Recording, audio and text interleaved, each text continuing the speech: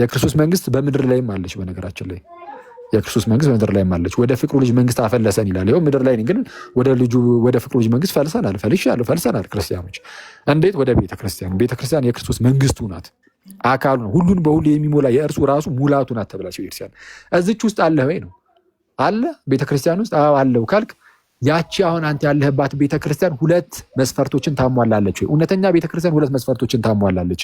አንደኛ ከሐዋርያት ዘመን ጀምሮ በቅብብሎች ማለት ነው መንጋና እረኛ ያለበት ህብረት። ቤተክርስቲያን ማለት መንጋም እረኛም ያለበት ነው። እሺ ዝም ብሎ መንጎች ብቻ አማኞች ብቻ ያሉበት ማለት ወይ ኖርማል ምዕመን ብቻ ያለበት አይደለም። እረኞች ጳጳሳት ደግሞ ያሉባት ናት ቤተክርስቲያን። በሐዋርያት ሥራ ምዕራፍ 20 ቁጥር 28 ላይ እነ ቅዱስ ጳውሎስ ምን ነበር ያሉት? እግዚአብሔር በገዛ ደሙ የዋጃትን ቤተክርስቲያንን ተጠብቋት ዘንድ መንፈስ ቅዱስ እናንተን ጳጳሳት አድርጎ ለሾመበት ለራሳችሁና ለመንጋው ተጠንቀቁ ይላል። መንፈስ ቅዱስ እናንተን ጳጳሳት ወይም እረኞች አድርጎ ለሾመበት ለራሳችሁና ለመንጋው ተጠንቀቁ ይላል። ስለዛ ቤተክርስቲያን ሲባል ዝም ብሎ መንጋ ብቻ ሳይሆን እረኛም ደግሞ አለ፣ ጳጳሳት አሉ። ስለዛ አሁን ጳጳሳት ወይም እረኞች ኦቨርሲየሮች እና መንጋዎች ያሉበት ህብረት ሆኖ ማለት ነው። ከሐዋርያት ዘመን ጀምሮ የመጣ አለ። እዛ ውስጥ ነው ያላችሁት። ካልሆነ በቃ ወድቃችኋል። እዛ ቤተክርስቲያን የሚባል ነገር የለም። አሁን እናንተ ያላችሁበት ገር ማለት አንተ ክርስቶስ የሕያው እግዚአብሔር ልጅ እንደሆንክ አምነናል፣ አውቀናል። ስለዛስ አንተ ኢየሱስ እርሱም ክርስቶስ የሕያው እግዚአብሔር ልጅ ከሆንክ እንግዲያውስ በአንተ በኩል የሚነገሩን ሁሉ አሜን ብለን እንቀበላለን እንደማለት ነው። ነገራችን ላይ በኢየሱስ ማመን ማለት እሱ ነው። ወደ ፕሮቴስታንቱ ምናምን ስትሄዱ ግን የሆነ ሰዓት ላይ ብቅ ያለ ስለሆነ በቃ ሐዋርያ አስተምህሮ ጋር ወይም ሐዋርያዊ እምነት ጋር ሳትሄዱ በሐዋርያ ቅብብሎችን አትተውታል።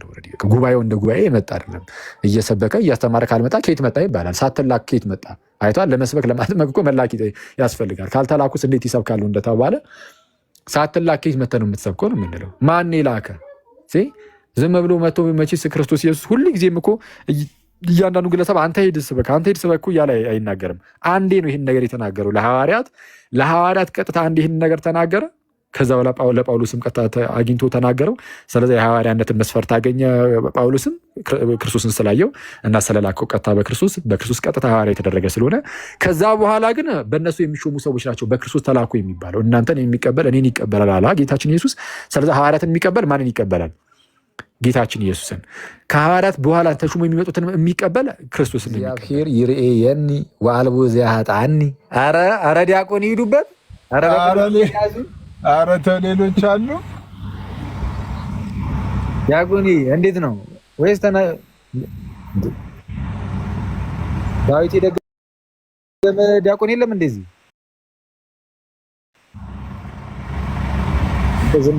ቤት ሼም እያለቀሱ ነው መሰለኝ ስልካቸውን ቁጭ አድርግ። አንዴ የነገርከኝ ታሪክ ትዝ አለኝ። ተነሽ ነው ተጣይ ነው ተባለ እና አይ መሀል ላይ ነው አለ። አልተጣለምም አልተነሳም ወይ ጣሉ ወይ አንተው ሳለ በቃ ካለ የዛ ሰውዬ ናት ያቺ ቸርች። ሉትራን ይባላል ምሳሌ። ለምን ያ ቸርቹ የሉትራን ቸርች የተጀመረው በሉተር ነው። የክርስቶስ ሳይሆን የሉተር ነው። አለ ሄዱ ራሱ ሉተር ነው እንጂ ኢየሱስ አይደለም። የሉተራን ሄድ ኢየሱስ ሳይሆን ሉተር ነው። አለቀ።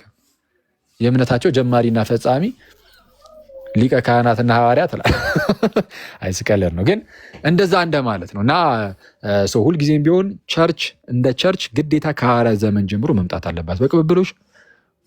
ሁለተኛ ደግሞ ሐዋርያዊ የሆነ እምነት ያስፈልጋታል። ክርስቶስ ያስተማረውን ትምህርት፣ ሐዋርያቱ ያስተላለፉትን ትምህርት፣ አባቶች ተቀበሉ ያቆዩትን ትምህርት ግዴታ መቀበል አለብን። ያኔ እውነተኛ ክርስቲያኖች የሚያምን የዘላለም ሕይወት አለው ብሎ ሲናገር እርሱ የሚናገሩ የእርሱን ምስክርነት አሜን ብሎ የሚቀበል ማለት ነው። እዚሁ ከታን ዮሐንስ ወንጌል ምዕራፍ 3 ላይ አይደለም ከላይ ከፍ ብላችሁ ታዩ። ለምሳሌ ከምስክርነቶች ውስጥ አንዱ ምን የሚል ነው? ምንድነው? እውነት እልሃለሁ ሰው ዳግመኛ ካልተወለደ በቀር የእግዚአብሔርን መንግስት ከቶ ሊያያት አይችልም የሚል ቃል አለ። ከዛን እንዴት ነው ይሄ ነገር ተብሎ ሲጠየቅ ማብራሪያውን እዛው ጋር አስቀመጠው። ክርስቶስ ዳግመኛ ውልደት እንዴት ነው የሚለውን ማብራሪያ ሲሰጥ ምን ብሎ ነበር የሰጠው? እውነት እልሃለሁ ሰው ከውሃ እና ከመንፈስ ካልተወለደ በቀር ወደ እግዚአብሔር መንግስት ሊገባ አይችልም። አሁን ይህ ማብራሪያ ነው። በነገራችን ላይ የክርስቶስ ማብራሪያ ነው። ከላይ ለተነገረው ነገር ማብራሪያ ሆኖ የተቀመጠ ነው። ማብራሪያ ነው ኢየሱስ የሰጠው እና ይህንን ማብራሪያውን ድጋሜ ሌላ ማብራሪያ እንስጠው የሚሉ ሰዎች አሉ። ግን ይሄ ራሱ ማብራሪያ ነው። ክርስቶስ ያብራራውን ወዴት ታብራራዋለህ? ሲያብራራ ውሃና መንፈስ አለ። መንፈስ የምትሏን አላብራራም፣ ውሃ የምትሏን አላብራራ ደግሞ የሚላለ ሰንጠቅ እንደዛ እያደረገ ማለት ነው። እና በቃ መንፈስ ከሆነ እዛ ጋር የተገለጸው ውሃም ውሃ ነው። አለቀ። ውሃ የሚለው ሌላ ትርጉም ካለው መንፈስ የሚለውንም ሌላ ትርጉም ልትሰጠው ነው። ምክንያቱም በጌታችን ንግግር ውስጥ እንደዚህ አይነት ንግግር አይተን አናውቅም። ምን አይነት ንግግር? አንድ አይነት ማነው ሁለት ቃላቶችን አንድ ላይ ይዞ መጥቶ አንደኛው የሚተረጉም አንደኛው የማይተረጉም ሆነ ያስቀመጠበት ቦታ እንግዲህ እኔ እስከማውቀው እንደዚህ አስቀምጦ አያውቅም ጌታችን ኢየሱስ በክርስቶስ ንግግር ውስጥ ማለት ነው። አሁን ችግሩ ምንድነው? ቪዚብል አይደለችም እቺ አንዲት ቤተክርስቲያን የምትባለው ቪዚብል አይደለችም፣ ኢንቪዚብል ብቻ ናት የሚል ትምህርት መጥቷል። ያቺ ቤተክርስቲያን ቪዚብል አይደለችም ነው የሚሉት። በነገራችን ላይ አንዲት የምትባለው ቤተክርስቲያን ቪዚብል አይደለችም። ኧረ በቅዱስ ሚካኤል ቪዚብል ናት እንጂ አንዲት ቤተክርስቲያን የምትባለው ቪዚብል ናት። እና ይሄንን በነገራችን ላይ ሉተር ራሱ እንደናንተ ሐዋርያዊ የሆነ አስተምህሮ እንዳለን 101% እርግጠኞች ነን። 101% ሐዋርያ ቅዱስ እንዳለን ሁሉም ያምናል። እሱን ችግር የለውም። ያው እንግዲህ ይሄንን የሚክድ የለም ከሐዋርያ ጀምሮ የመጣን እንደሆነን ማለት ነው። ስለዚህ አስተምህሮ ላይ ነው ክርክር ካለም አስተምህሯችንም ደግሞ ያን ያለ ብቻ ነው። ስለዚህ እኛ ላይ መጥተው ኦሪየንታል ቤተክርስቲያን ላይ የሚቃወሙት አንድ ትምህርት ካለ ያን ያለውን ትምህርት ነው የሚቃወሙት። እግዚአብሔር ይሬየኒ ደህና ነው። እሺ ዋልቡ ዘያጣኒ እሺ ኧረ ጋይስ እችላለሁ። እኔ ሲጀመር ስነግራችሁ አያምኑኝም። እዚህ ኮሜንት ላይ ዲያቆን ፕሊዝ ንገርልኝ።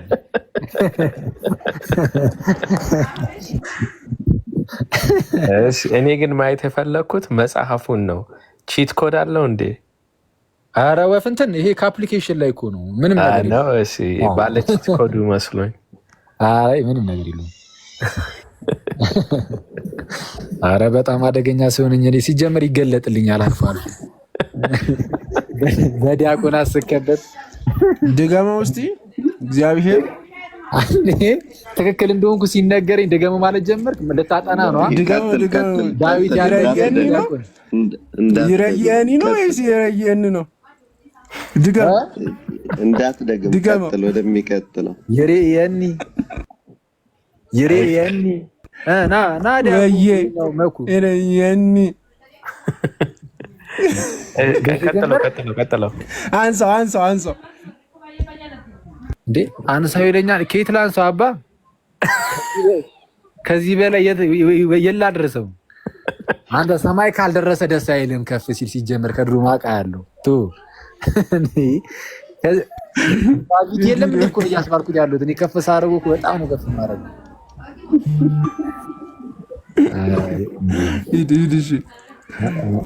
በቃ ይበቃል። ቀጣይ ደግሞ እናንተ ሂዱበት። እስቲ መኩ እኔ ባይዚ እኔ እንጃ እንጂ ቶ ምንም መቼስ ዲያቆን ምንም ማለት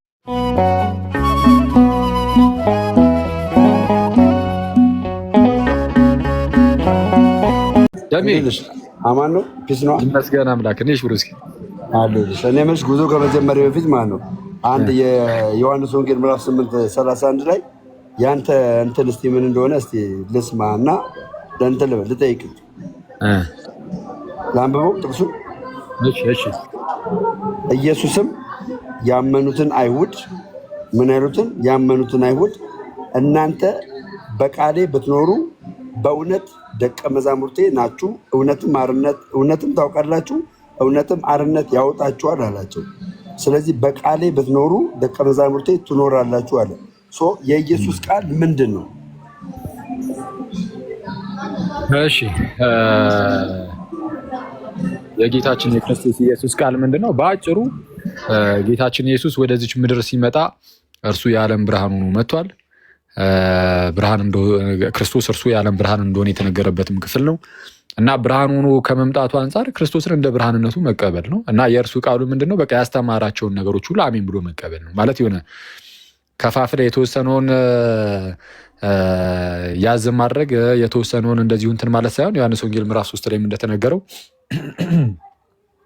ምንድነው ምስክርነታችንን የሚቀበል እንዳለ የክርስቶስን ምስክርነቱን ያንን ቃሉን ምናምን የሚቀበል እርሱ በክርስቶስ ያመነ ነው ማለት ነው። እና ቃሉ ምንድነው ከተባለ ኢየሱስ እርሱ ክርስቶስ የእግዚአብሔር ልጅ እንደመሆኑ ያስተማራቸው ትምህርቶች ሁሉ የእርሱ ቃል ተብሎ ሊነገሩ ይችላሉ። ኢንጀነራል ማለት ነው። ስፔሲፊካሊ ደግሞ እዛ ክፍል ላይ የሆነች ፖይንት የሚያነሳ ከሆነ ሰየው፣ ግን እንዳጠቃላይ ግን በክርስቶስ በኩል የተሰጠ ትምህርት እንዳጠቃላይ ትምህርቱ እንደ ትምህርት ሳውንድ ፌዝ ይባላል። በቃ እሱም ማለት ነው። ያንን በሱ ስትኖር የክርስቶስ ደቀ መዝሙር ትሆናለህ። ልክ እንዴት መሰለህ? 6ኛው ምዕራፍ ላይ እዛው ዮሐንስ ማለት ነው ስለ ስጋው ደግሞ ጌታችን ኢየሱስ አስተማረና ከዛ ላይ ብዙዎቹ ኧረ ይሄ የሚያስጨንቅ ንግግር ነው ብለው ሸሹት ከጌታችን ኢየሱስ ማለት ነው። ይሄ የሚያስጨንቅ ንግግር ነው ሚኒንግ በቃ አንቀበልም እና አንቀበልም ብለው ሲሸሹ ክርስቶስ ኢየሱስ ምን አለ? አይኖ እችኛዋን ባትቀበሉም ሌላውን ተቀበሉ እንጂ ችግር የለውም አብራችሁኝ ትሄዳላችሁ የኔ ደቀ መዛሙርቴም ትሆናላችሁ አላለም። በቃ ልክ ሲሄዱ እነሱን ተወና ጭራሽ ወደ ሐዋርያቱ ዘወር አለና ምን አላቸው? እናንተስ ደግሞ ልትሄዱ ትወዳላችሁን? ከስሬ ማለት ነው ከስሬ ልትጠፉ ከስሬ ልትሄዱ ትወዳላችሁን? ስለዛ የክርስቶስን ንግግሮች ክርስቶስን እከተላለሁ የሚል ሰው ክርስቶስ የሚሰጣቸው ነገሮች ሁሉ አሜን ብሎ መቀበል የግዴታው ነው። እና እናንተስ ልትሄዱ ትወዳላችሁን ሲል ጴጥሮስ ወዲያውኑ መለስ አደረገና አንተ ክርስቶስ ምንድነው የህይወት ቃል አንተ አለህልን ከአንተ ወዴት እንሄዳለን አይነት ነገር ይሏል ማለት ነው። እና ሰው ከክርስቶስ የማይነጠለው ወይም ደግሞ ከክርስቶስ ላለመነጠልና ሁሌም ክርስቶስን ለመከተል ደቀ መዝሙር ሆኖ ለመኖር በክርስቶስ የሚሰጡ ትምህርቶችን ሁሉ አሚን ብሎ መቀበል አለበት እና የተወሰነውን እየተቀበለ የሆነ ቦታ ላይ ግን እያመቻመቸ ምናምን መከተል አይችልም። እና ኢንጀነራል ሲታይ እንደዛ ነው። ምናልባት ሌላ ስፔሲፊክ የሆነ ነገር ካለው ደግሞ ናይስ ነው ትክክል። በቃ ምንድነው አሁን አንድ ክርስቲያን የጌታችን የመድኃኒታችን የኢየሱስ ክርስቶስ ደቀ መዝሙር ሊሆን አንተ እንዳልከው ዮሐንስ 6:54 የስጋውና ደሙን የግድ መቀበል አለበት እውነተኛ ብሎ ደቀ መዝሙር ለመሆን እንደገና ደግሞ ጥምቀትን መቀበል አለበት የኃጢአት ስርየት ይገኝበታል ብሎ ይህንን የሚያደርግ እውነተኛ የክርስቶስ ደቀ መዝሙር እንደሆነ ነው ይሄ ክፍል የሚናገረው አንተም እንደተናገርከው። ነገር ግን ከፍሎ ይህንን ነገር የሚያደርጉ ሰዎች የኢየሱስ ክርስቶስ ደቀ መዝሙር ሊሆኑ አይችሉም እያለ ነው ማለት ነው አይደል? ትክክል። በቃ ልክ አሁን አንተ እንዳልከው ነው። የጴጥሮስን ማየት ነው። ጌታችን ዞር ብሎ እኔ እኮ ማለት የማያመቻምችበት መጠኑ ምን ያህል ነው ከተባለ ማለት ነው እነዛ አረ የሚያስጨንቅ ንግግር ነው ብለው ከእርሱ ጋር ሊከተሉ አልቻሉም ይላል። እንደውም ቃሉን ባለመቀበላቸው ምክንያት እና እነሱን ችግር የለውም የተወሰነውን ከተቀበላችሁ ምናምን አይደለም ያለው እኮ አልኩ። ጭራሽ ወደ 12ቱ ሐዋርያት ነው ደግሞ ዞሮ እናንተም ደግሞ ልትሄዱ ትወዳላችሁ ነው ያላቸው። እና እንዳልኩ ያኔ በቃ እንደ ጴጥሮስ ነው እኛ ማለት ያለብን። ጴጥሮስ ምን ነበር ያለው? አረ ጌታ ወደ ማን እንሄዳለን? አንተ የዘላለም የህይወት ቃል አለን። እሺ እኛስ አንተ ክርስቶስ የሕያው እግዚአብሔር ልጅ እንደሆንክ አምነናል አውቀናል።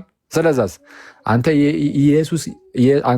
ኢየሱስ እርሱም ክርስቶስ የሕያው እግዚአብሔር ልጅ ከሆንክ እንግዲያውስ በአንተ በኩል የሚነገሩን ሁሉ አሜን ብለን እንቀበላለን እንደማለት ነው። በነገራችን ላይ በኢየሱስ ማመን ማለት እሱ ነው። በነገራችን ላይ ዮሐንስ ወንጌል ምዕራፍ 3 ላይ እንደተገለጸው አንዴ መጽሐፍ ቅዱስ እንዲህ ይላል። ዮሐንስ ወንጌል ምዕራፍ 3 ከቁጥር 31 ጀምሮ ለምሳሌ ከላይ የሚመጣው ከሁሉ በላይ ነው ጌታችን ኢየሱስን ከምድር የሚሆነው የምድር ነው የምድሩንም ይናገራል። መጥምቁ ዮሐንስ የሚናገረው ራሱን ከክርስቶስ ጋር እያነጻጸረ ማለት ነው። እያነጻጸረ ማለት እኩል እያደረገ ማለት ሳይሆን የክርስቶስ እጅጉን እንደሚልቅ እየተናገረ ማለት ነው። ምንድነው ከኔ በኋላ የሚመጣው እርሱ ከኔ እጅግ ይልቃል ምናምን እያለ ይናገር የለ እርሱ ሊልቅ እኔ ግን ላንስ ያስፈልገኛል ይገባኛል ምናምን እያለ የሚናገርበት ክፍል ላይ ማለት ነው። እና ምን ይላል? ከሰማይ የሚመጣው ከሁሉ በላይ ነው ያየውንና የሰማውን ይህን ይመሰክራል፣ ምስክሩንም የሚቀበለው የለም። ምስክሩን የተቀበለ ግን እግዚአብሔር እውነተኛ እንደሆነ አተመ። እግዚአብሔር የላከው የእግዚአብሔርን ቃል ይናገራል እያለ ይናገርና ከዛን እሺ አባት ልጁን ይወዳል ይልና እዛው ጋር ቀጠል አድርጎ በልጁ የሚያምን የዘላለም ሕይወት አለው፣ በልጁ የማያምን ግን የእግዚአብሔር ቁጣ በእርሱ ላይ ይኖራል እንጂ ሕይወትን አያይም ይላል። እዛው ጋር ነው ባይዚ ይሄን የሚለው በልጁ የሚያምን የዘላለም ሕይወት አለው፣ በልጁ የማያምን ግን የእግዚአብሔር ቁጣ በእርሱ ላይ ይኖራል እንጂ ሕይወትን አያይም። ከላይ ምን ብሎ ነበረ? ምስክሩን የተቀበለ ግን እግዚአብሔር እውነተኛ እንደሆነ አተመ ይላል። እርሱም ደግሞ የሚናገረው ያየውን የሰማውን ሁሉ ነው። ያየውን የሰማውን ነው። ከሰማይ የሆነው ከሁሉ በላይ ነው። ክርስቶስ ኢየሱስ ከምድር አይደለም ከሰማይ ነው። ከሰማይ የመጣ ነው። ስጋን የተዋሃደው ከሰማይ የሆነው ያ ጌታ ነው። እና ምንድነው የእርሱን ምስክርነት መቀበል ያስፈልጋል። ይናገር ግን ምስክርነቱን አልተቀበላችሁም ማለት። የተቀበለ ግን እግዚአብሔር እውነተኛ እንደሆነ አተመ። ስለዚህ በልጁ የሚያምን የዘላለም ሕይወት አለው ብሎ ሲናገር እርሱ የሚናገሩ የእርሱን ምስክርነት አሜን ብሎ የሚቀበል ማለት ነው። እዚሁ ከታን ዮሐንስ ወንጌል ምዕራፍ 3 ላይ አይደለም ከላይ ከፍ ብላችሁ ታዩ። ለምሳሌ ከምስክርነቶች ውስጥ አንዱ ምን የሚል ነው? ምንድነው? እውነት እውነት እልሃለሁ ሰው ዳግመኛ ካልተወለደ በቀር የእግዚአብሔርን መንግስት ከቶ ሊያያት አይችልም የሚል ቃል አለ። ከዛን እንዴት ነው ይሄ ነገር ተብሎ ሲጠየቅ ማብራሪያውን እዛው ጋር አስቀመጠው ክርስቶስ። ዳግመኛ ውልደት እንዴት ነው የሚለውን ማብራሪያ ሲሰጥ ምን ብሎ ነበር የሰጠው? እውነት እውነት እልሃለሁ ሰው ከውሃ እና ከመንፈስ ካልተወለደ በቀር ወደ እግዚአብሔር መንግስት ሊገባ አይችልም። አሁን ይሄ ማብራሪያ ነው፣ በነገራችን ላይ የክርስቶስ ማብራሪያ ነው። ከላይ ለተነገረው ነገር ማብራሪያ ሆኖ የተቀመጠ ነው። ማብራሪያ ነው ኢየሱስ የሰጠው እና ይሄንን ማብራሪያውን ድጋሜ ሌላ ማብራሪያ እንስጠው የሚሉ ሰዎች አሉ። ግን ይሄ ራሱ ማብራሪያ ነው። ክርስቶስ ያብራራውን ወዴት ታብራራዋለህ? ሲያብራራ ውሃና መንፈስ አለ። መንፈስ የምትሏን አላብራራም፣ ውሃ የምትሏን አላብራራ ደግሞ የሚላለ ሰንጠቅ እያደረገ እንደዛ እያደረገ ማለት ነው። እና በቃ መንፈስ ከሆነ እዛ ጋር የተገለጸው ውሃም ውሃ ነው፣ አለቀ። ውሃ የሚለው ሌላ ትርጉም ካለው መንፈስ የሚለውንም ሌላ ትርጉም ልትሰጠው ነው። ምክንያቱም በጌታችን ንግግር ውስጥ እንደዚህ አይነት ንግግር አይተን አናውቅም። ምን አይነት ንግግር? አንድ አይነት ሁለት ቃላቶችን አንድ ላይ ይዞ መጥቶ አንደኛው የሚተረጉም አንደኛው የማይተረጉም ሆነ ያስቀመጠበት ቦታ እንግዲህ እኔ እስከማውቀው እንደዚህ አስቀምጦ አያውቅም ጌታችን ኢየሱስ በክርስቶስ ንግግር ውስጥ ማለት ነው። እና ሰዎች የክርስቶስን ምስክርነት ላለመቀበል የክርስቶስን ቃል ይጠመዙትና የክርስቶስ አስመስለው ያስቀምጧል። አየው የሆነ በግልጽ አሁን እንደዚህ አንቀበልም አይደለም የሚመጣው። አሁን ላይ ያለው ነገር በምን አይነት መልኩ ነው የክርስቶስ ምስክርነት አንቀበልም የሚለው ሰው ጠምዘዝ ያደርገውና እሱ እኮ እንደዚህ ነው ያለው ይላል። አይተዋል። በቃ ዋናውን የተናገረውን ሜሴጁን ያንን መልእክቱን ምናምን ምስክርነቱን የክርስቶስን ክዶት የራሱን ሀሳብ የክርስቶስ አስመስሎ ያመጣል። ይሄ ደግሞ ከሁሉ የከፋ ኃጢአት ነው እና አባቶቻችን ሁሉም የጥንት የክርስቲያን አባቶች ማለት ነው በታሪክ ውስጥ ያሉ ሰዎች ሁሉ አባቶች ሁሉ ይህንን ክፍል ለጥምቀት ሰጥተውታል። ይህንን ክፍል ያነሱት አባቶች ሁሉ ማለት ነው እና የክርስቶስን ምስክርነት መቀበል ግድ ይላል አንድ ሰው ለመዳን እና ጥሩ ነው ወደሚያነሳው ነገር በቃሉ የማይኖሩ ደቀ መዛሙርቱ ሊሆኑ አይችሉም። ስለዛ በቃሌ ብትኖሩ ደቀ መዛሙርቴ ደግሞ ትሆናላችሁ ያለው ክርስቶስ ኢየሱስ በእውነትም ትክክል ነው። እንደዛ ነው፣ እውነት ነው። አኬዋ ቴንኪው የእውነት ነው የምልህ እዚህ ጋር በጣም ደስ ይላል። ስለዚህ የኢየሱስ ክርስቶስን ቃል የኢየሱስ ክርስቶስን ትምህርት የማይቀበል ሰው ራሱ ኢየሱስ ክርስቶስ የመለሰውና ጠያቂዎቹ ደግሞ የመለሱትን አሁን ካለው ጄኔሬሽን ጋር አገናኝቼ ልንገርህ። አሁን ኢየሱስ እንደዚህ አላቸው፣ አንተ ካብራራኸው ውጭ ማለት ነው። እውነትም ታውቃላችሁ፣ እውነትም አርነት ያወጣችኋል አላቸው። አሁን አርነት ያወጣችኋል ሲላቸው ምን ብለው እንደመለሱለት ታውቃለህ? እኛ አሁን ለምሳሌ በክርስቶስ መዳን በኦርቶዶክስ ውስጥ አለ። ኑ ወደ ኦርቶዶክስ ስንል ወደ አርነት አንመጣም ይላሉ፣ ወደ ባርነት አንመጣም ይላሉ፣ ወደ ባርነት አንመጣም ይላሉ። እዚህ ጋር እንደዚህ ብለው መለሱለት። የሚገርም ማለት ነው። እነርሱ መለሱ ይላል የአብርሃም ዘር ነን ለአንድስ እንኳ ባሪያዎች አልሆንም ይልና አንተ አርነት ትወጣላችሁ እንዴት ትላለህ አሉት። ተመልከቱ። እኛ በደቀ መዝሙር መሆን ሲገባቸው አየህ ቃሉን ሳያጎሉ የሚነገራቸውን ኢየሱስ ያስተማረውን ቃል ሙሉ ለሙሉ ተቀበሉና ደቀ መዝሙር ሁኑ ስንላቸው ምን ብለው እንደሚመልሱልን ታውቃለህ? አሁን ላይ ለአንተም ለወንድሞችም ማለት ነው ምን ብለው እንደሚመልሱ ታውቃለህ? እኛ ተመልሰን ባሪያ አንሆንም ይላሉ። ባሪያ አንሆንም ይላሉ። ቀጥልበት፣ ሂድበት። ጥሩ ነው።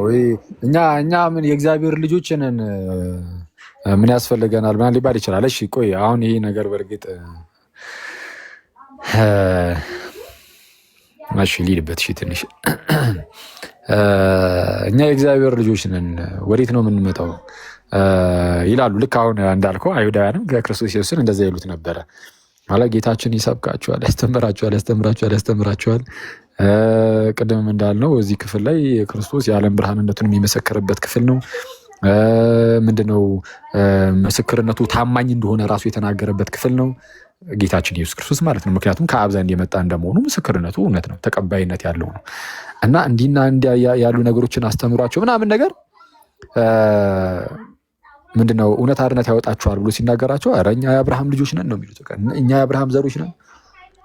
ጌታችን ኢየሱስ ግን የሚመልስላቸው ነገር አለ አይደለም እንዴ? የአብርሃም ልጆች ብትሆኑማ የአብርሃምን ነገር ታደርጉ ነበር ያለው አይደለ? አብርሃም ቀኔን ያይ ዘንድ ሐሴት አደረገ ደስም አለው እንደተባለ እናንተ ግን ልትወግሩኝ ታነሳላችሁ። አብርሃም ኖ እንዲህ አላደረገም አለ።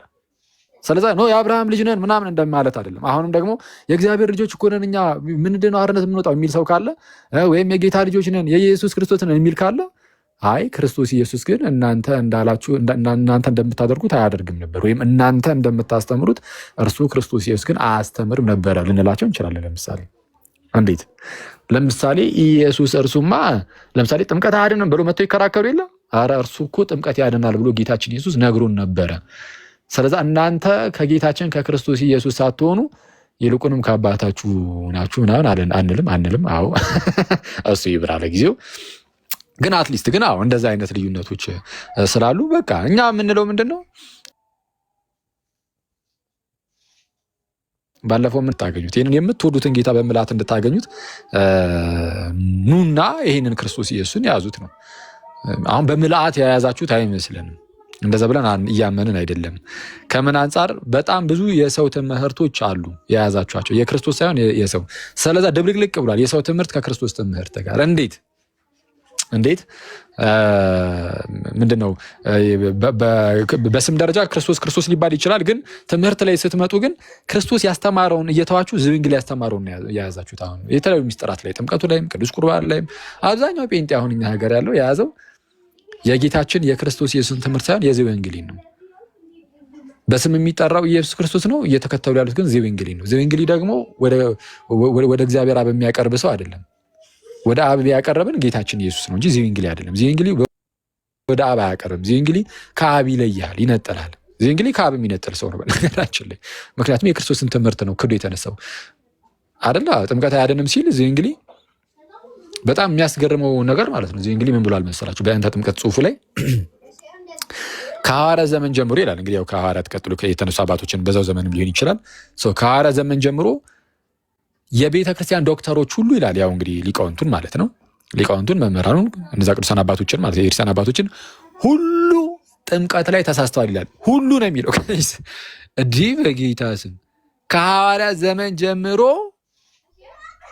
የቤተ ክርስቲያን ዶክተሮች፣ ዶክተር ሐኪም ማለት አይደለም ብያቸዋለሁ። የክርስቲያን ዶክተሮች ሁሉ አባቶች ሁሉ ጥምቀት ላይ ተሳስተዋል።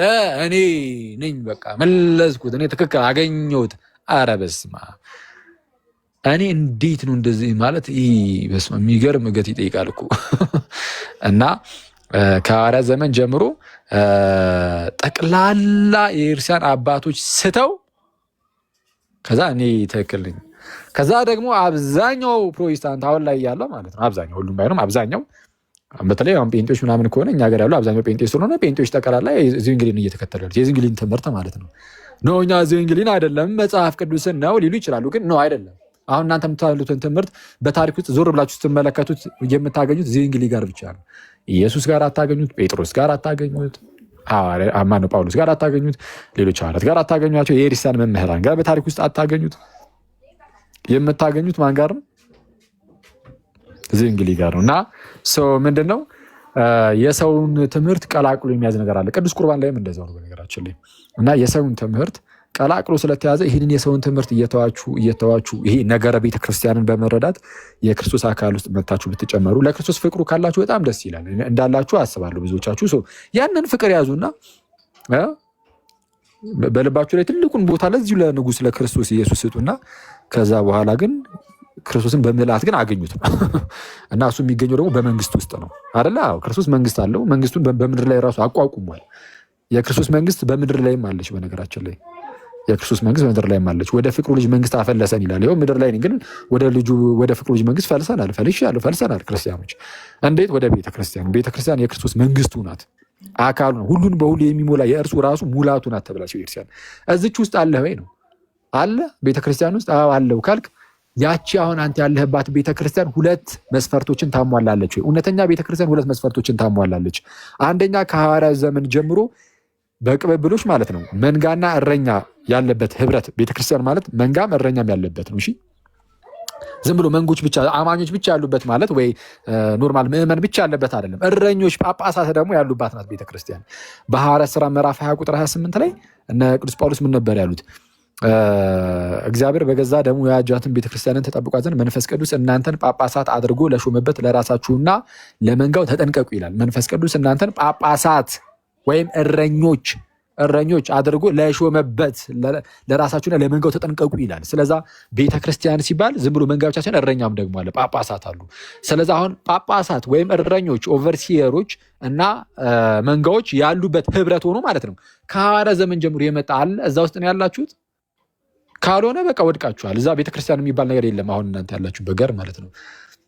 አሁን ችግሩ ምንድነው? ቪዚብል አይደለችም እቺ አንዲት ቤተክርስቲያን የምትባለው ቪዚብል አይደለችም፣ ኢንቪዚብል ብቻ ናት የሚል ትምህርት መጥቷል።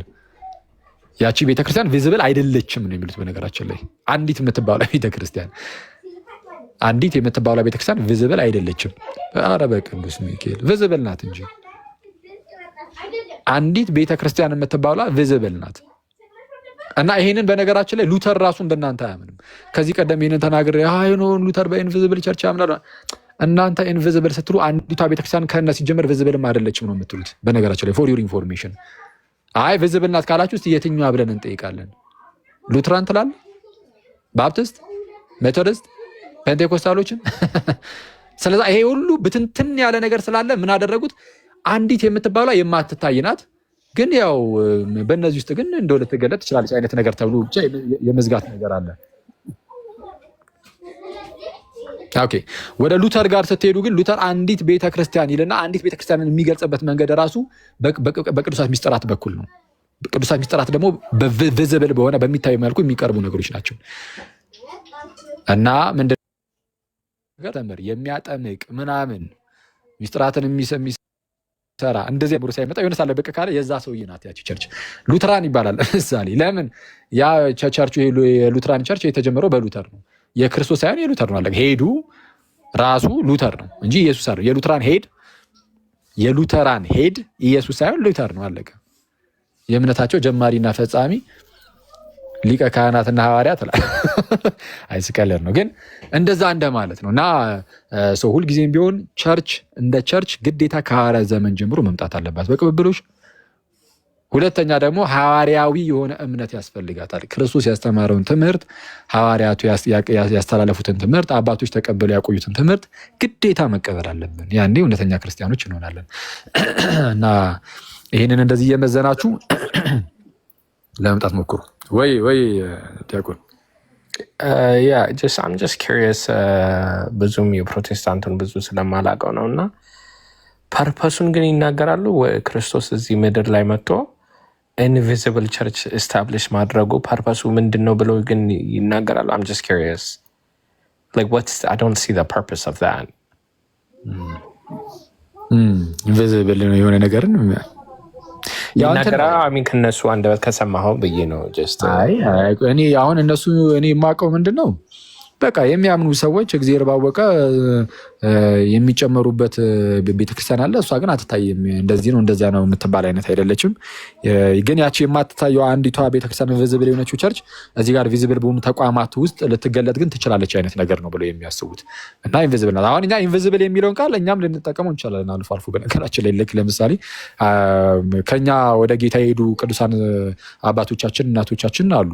እነርሱ ከጌታ ጋር ይኖራሉ። እነሱን እዚህ ጋር ሆነን ስለማናያቸው ከዛ አንጻር ሩጫቸውን የጨረሱ በላይ በሰማይ ያለች የማትታይ ልንል እንችላለን። እዛ በስጋ አይናችን ከማናየው አንጻር ማለት ነው እዛ ያሉት።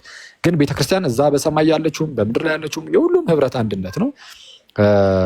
ከዛ አንጻር ይህንን ቃል መጠቀም ምንም ችግር አይኖር ይችላል። እነሱ ግን ይህን እንደዚህ አይነት ነገር ማምጣት የጀመሩት አይ ቲንክ ይሄ ቪዚብል በሆነ መልኩ ሃይራርኪ ካልሆኑ ምናምን ነገር ቤተክርስቲያን በዚህ መልኩ ስለምትቀጥል ከዚህ ቤተክርስቲያን ልክ ሲወጡ ምናምን ነገር አሁን ከካቶሊክ ምናምን እየወጡ ሲመጡ ኦኬ ቫሊድ የሆነ ነገር አይኖረንም ብለው ስለሚያስቡ ይመስለኛል ወዲያውኑ አይ ቸርች ሲጀመር ኢንቪዚብል ናት አይነት የሚመስል ነገር መናገር የሚጀምሩት። እና ሰፋ ባለመልኩ የሚያስረዱ ካሉ እንግዲህ እንሰማለን። ግን ይህንን ነው የማውቀው። ሌላው ምናልባት እንድታብራራው የምጠይቅህ አሁን አንዳንድ ብዙ ጊዜ የሚጠይቀው እሺ ክርስቶስ ቤተክርስቲያን መስርቷል እንላለን እና ያ ቤተክርስቲያን ኦርቶዶክስ መሆኑን እንዴት እናውቃለን? ኦሪየንታል ኦርቶዶክስ መሆኑን እንዴት እናውቃለን ይላሉ። እና ይሄ አለማወቅ ክሊር አለመሆኑ ቤተክርስቲያን ኢንቪዚብል ያሰኘዋል ወይ? የሆነ ሎጂካል ፋላሲ የለም ወይ? እዚህ ጋር ትንሽ እዚህ ጋር ብታብራራው። ዛሬ አናቅም እንኳን ብንል ይሄ አውቶማቲክሊ ወደ ኢንቪዚብል ይወስደዋል ወይ? እንደዚህ አይነት ክርክሮች ሲባል ሰምቻለሁ ከዚህ በፊት። አሮና ሀሳቤን ካገኘው ኦኬ ትክክለኛዋ ቤተክርስቲያኒቷ እንደሆነች ስለማይታወቅ በቃ ኢንቪዚብል ናት እንደዛ ነገር የሚገናኝ ራሱ አይመስለኝም። እውነቱን ለመናገር ማወቅ ይቻላል። በቃ ትክክለኛዋ የክርስቶስን ቤተክርስቲያን አሁን ቅድም ያልኩት ሁለቱ መስፈርቶች ናቸው የሚገልጿት። እንግዲህ እኔ እስከምናየው ድረስ ሁለቱ መስፈርቶች ሐዋርያዊ ቅብብሎሹና ሐዋርያዊ አስተምህሮ ወይም ሐዋርያዊ እምነት በሁለቱ መመዘን ነው። የትኛውን ቤተክርስቲያን ሲመጣ ሉትራንም ይምጣ፣ ሌላውን ፔንቴኮስታልም ይምጣ፣ ካቶሊክ፣ ኦርቶዶክስ ምናምን ኦሪየንታልና ኢስተርም የትኞቹም ቢመጡ በእነዚህ በሁለቱ መስፈርቶች መመዘን ይቻላል እና በሁለቱ መስፈርቶች መዝኖ ማወቅ ይቻላል እና ከዛ አንጻር የኦርቶዶክስ ቤተክርስቲያን ሁለቱንም ነው የምታልፈው። ሁለቱንም ማለት ሐዋርያዊ የሆነ ቅብብሎሽም አላት፣ ሐዋርያዊ የሆነ አስተምህሮም አላት። በጣም ደስ የሚለው ፓርት እንደውም በተለይ ኦሪየንታል ላይ ምንድነው ከአራተኛው ክፍለ ዘመን በኋላ ምንም አይነት ምንድነው የሆነ በዶግማ ደረጃ ዲፋይን ያደረገችው ነገር ራሱ የለም። ከአራተኛውና ከአምስተኛው ክፍለ ዘመን በኋላ ይቅርታ፣ ከአራተኛውና ከአምስተኛው ክፍለ ዘመን በኋላ ይህ ማለት ካቶሊክና ኦርቶዶክስ ምናምን የሚባል ልዩነት እንደዚህ ሳይኖር ማለት ነው ሳይኖር በፊት ካለው ውጪ በዶግማ ደረጃ ዲፋይን ያደረገችው ምናምን ወይ በዶግማ ደረጃ የገለጸችው ሌላ አይነት አስተምህሮ ራሱ የለም። በቃ ሁሉም ያኔ የሚታወቁ ብቻ ናቸው። ዶግማዎቻችን ያኔ የሚታወቁ ብቻ ናቸው። ከዛ ውጭ ያኔ የማይታወቅ ዶግማ እንኳን የለንም። ወይም አስተምህሮ ማለት ሐዋርያዊ እምነት ስንል ዶግማውን ነው፣ ዶክትሪኑ ነው፣ ሐዋርያዊ እምነት ነው። ምንም የለንም። አሁን ወደ ሌሎቹ አካባቢዎች ብትሄዱ ብቻ ጥሩም ሆነ መጥፎ ማለት ነው። አሁን እኔ ልነቅፋቸው አይደለም ሌሎችን ጥንታውያን አብያተ ክርስቲያናትን፣ ግን የተለያዩ ጉዳዮች ላይ የተለያየ ሀሳብ ሰጥተዋል። በዓለም አቀፋዊ ጉባኤያት እያደረጉ ምናምን ነገር የተለያዩ ነገሮችን አስቀምጠው ሊሆን ይችላል። በዓለም አቀፋዊ ጉባኤያት ላይ ማለት ነው። የፓፓል ኢንፋሊቢሊቲ ሊሆን ይችላል፣ ፐርጋቶሪ ሊሆን ይችላል፣ ትራንስብስታንሺዬሽን ሊሆን ይችላል ምናምን እና የመሳሰሉ እንደዚህ አይነት ነገሮች ማለት ነው በካቶሊካውያን ዘንድ በተለይ እና እኛ ጋር አሁን በዶግማ ደረጃ ነው በቃ ያኔ ብቻ ያለው ነው። ስለዚህ ሐዋርያዊ የሆነ አስተምህሮ እንዳለን 101% እርግጠኞች ነን። 101% ሐዋርያዊ ቅብብሎሽ እንዳለን ሁሉም ያምናል። እሱን ችግር የለውም። ያው እንግዲህ ይህንን የሚክድ የለም ከሐዋርያት ጀምሮ የመጣን እንደሆንን ማለት ነው። ስለዚህ አስተምህሮ ላይ ነው ክርክር ካለም አስተምህሯችንም ደግሞ ያን ያለ ብቻ ነው። ስለዚህ እኛ ላይ መጥተው ኦሪየንታል ቤተክርስቲያን ላይ የሚቃወሙት አንድ ትምህርት ካለ ያን ያለውን ትምህርት ነው የሚቃወሙት። ስለዚህ የኦሪየንታሎቹን በሚገባ የኦሪየንታሎች ላይ እርግጠኛ መሆን እንችላለን። የሌሎቹም እንደዚህ አይነት ነገር እንደዚህ አይነት ኳሊቲ ካላቸው ኢኦና ነው አርሲ እነሱም እንደዚህ አይነት ነገር ካላቸው እሳየው ጥሩ። ያው እሱ የብዙም የኛ ጉዳይም ይሆናል ብዬ አላስብም። ከዛ በኋላ ግን ወደ ፕሮቴስታንቱ ምናምን ስትሄዱ ግን የሆነ ሰዓት ላይ ብቅ ያለ ስለሆነ በቃ ሐዋርያ አስተምህሮ ጋር ወይም ሐዋርያዊ እምነት ጋር ሳትሄዱ በሐዋርያ ቅብብሎችን አተውታል። ጉባኤው እንደ ጉባኤ የመጣ አይደለም። እየሰበከ እያስተማረ ካልመጣ ከየት መጣ ይባላል። ሳትላክ ከየት መጣ አይቷል። ለመስበክ ለማጥመቅ እኮ መላክ ያስፈልጋል። ካልተላኩስ እንዴት ይሰብካሉ እንደተባለ ሳትላክ ከየት መጥተህ ነው የምትሰብከው ነው የምንለው። ማን ላከ? ዝም ብሎ መጥቶ መቼስ ክርስቶስ ኢየሱስ ሁልጊዜም እኮ እያንዳንዱ ግለሰብ አንተ ሂድ ስበክ እኮ እያለ አይናገርም። አንዴ ነው ይህን ነገር የተናገረው ለሐዋርያት ቀጥታ አንዴ ይህን ነገር ተናገረ። ከዛ በኋላ ለጳውሎስም ቀጥታ አግኝቶ ተናገረው። ስለዚህ የሐዋርያነትን መስፈርት አገኘ ጳውሎስም ክርስቶስን ስላየው እና ስለላከው ቀጥታ በክርስቶስ ቀጥታ ሐዋርያ የተደረገ ስለሆነ ከዛ በኋላ ግን በእነሱ የሚሾሙ ሰዎች ናቸው በክርስቶስ ተላኩ የሚባለው። እናንተን የሚቀበል እኔን ይቀበላል አለ ጌታችን ኢየሱስ። ስለዚህ ሐዋርያትን የሚቀበል ማንን ይቀበላል? ጌታችን ኢየሱስን። ከሐዋርያት በኋላ ተሹሞ የሚመጡትን የሚቀበል ክርስቶስን ነው የሚቀበለው። እነሱን እምቢ ያለ ግን ክርስቶስን አይቀበልም። ከዛ በኋላ በዚህ ቅብብል ውስጥ የሚመጡ ለአባቶች ሁሉ የሚሰራ ነው። እነሱን የሚቀበል ክርስቶስን ይቀበላል። ቤተክርስቲያንን ማለት ነው። እሺ፣ በሌላ አማርኛ ዝም ብለን አንድ የሆነ ጳጳስን ወይ አንድ ግለሰብን አይደለም፣ ቤተክርስቲያን እንደ ቤተክርስቲያን ማለት ነው። ስለዛ ቤተክርስቲያንን የሚቀበል ክርስቶስን ይቀበላል። ክርስቶስን የሚቀበል ክርስቶስን የላከውን አብን ይቀበላል። ቤተክርስቲያንን የማይቀበል ግን እርግጠኛ ሆነን የምንናገረው ክርስቶስ ኢየሱስን አይቀበልም። እናንተን የሚቀበል እኔን ይቀበላል ያለው ጌታችን ኢየሱስ ስለሆነ ማለት ነው። እና ባይታወቅ ራሱ ማለት ነው ባይታወቅ ራሱ ማለት አይ ነው የምር ኦሪየንታል ቤተክርስቲያንና ትክክለኛው ይህ ነገር አይታወቅም ቢባል ራሱ ግን ኢንቪዚብል ናት የሚያስብል ግን አይደለም። አንተ አላወቅም ማለት በቃ እኔ ስላላወቅኳት እንደውም ቤተክርስቲያንን ኢንቪዚብል ብዬ ወስኛለሁ ማለት አትችልም። እንደዛ ነው። እንደዛ ማን እንትን በአድሪያጊስ ያደርገናልና ይሄ ምንም ያደገኛ ተፋልሶ ነው። እኛ አላወቅንም ማለት ቤተክርስቲያንን ኢንቪዚብል ያደርጋታል ማለት አይደለም።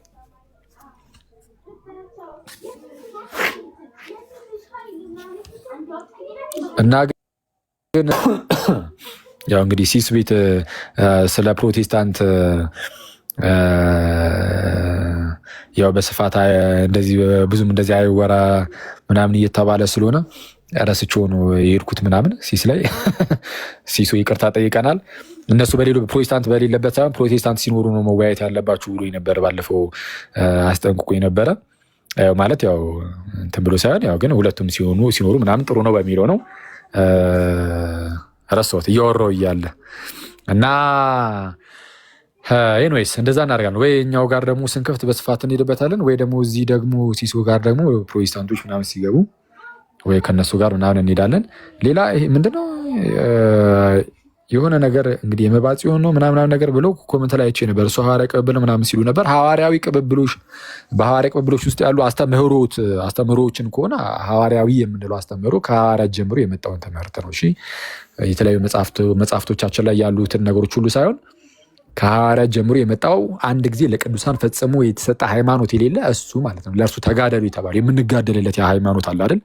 ለቅዱሳን አንድ ጊዜ ፈጽሞ ስለተሰጠ ሃይማኖት እንድትጋደሉ እየመከርኳችሁ ጽፍላችሁ ዘንድ ግድ ሆነብኝ አለው ይሁዳ።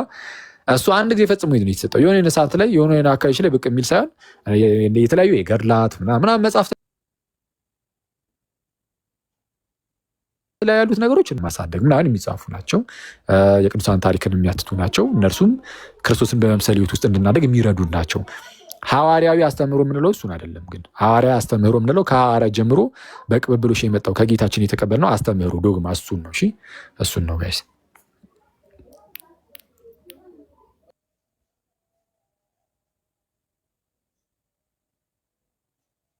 ታውቃለህ እያወራሁ እያለ ነው ትዝ ያለኝ እና እናስተካከል እናሻሽላለን ትላለህ። እሺ እንትን እናደርጉ። አሁን ዝም ብለን የመጽሐፍ ቅዱስ ጥቅስ ምናምን ብናነሳ እኮ ይሻል ነበር። ዲያቆን እስቲ አንድ የሚወዱትን የመጽሐፍ ቅዱስ ጥቅስ በተለይ ከመዝሙረ ዳዊት ቢያካፍሉ። ከእርሱ ልጀምርና እኔ መዝሙር 18 መዝሙር 18 ላንብብልህ።